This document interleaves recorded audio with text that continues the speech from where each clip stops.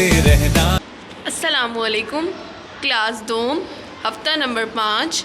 कैसे हैं आप सब? उम्मीद करती हूँ कि आप सब खैरियत से होंगे।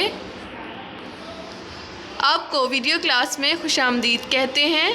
मज़मून उर्दू, सबक नंबर 2, उन्वान पानी। मकासद, बच्चे इस काबिल हो जाएं कि वो पानी की अहमियत के बारे में जान सकें।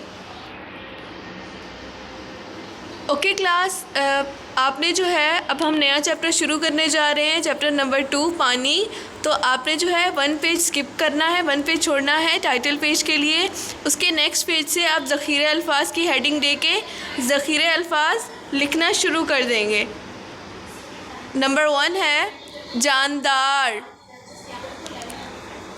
नंबर 2 मुनासिब, नंबर 3 कुदरती, नंबर 4 फराहम, नंबर 5 खुश्की,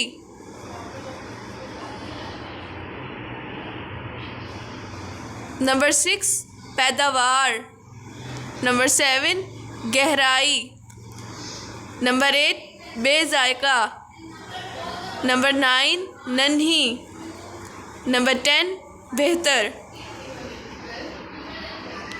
घर का काम, दिया गया काम कॉपी में करें और नज़म हम का सवाल नंबर 1, 2, 3, 4 याद करें। अपना बहुत ख्याल रखिएगा। अल्लाह हाफ़िज़।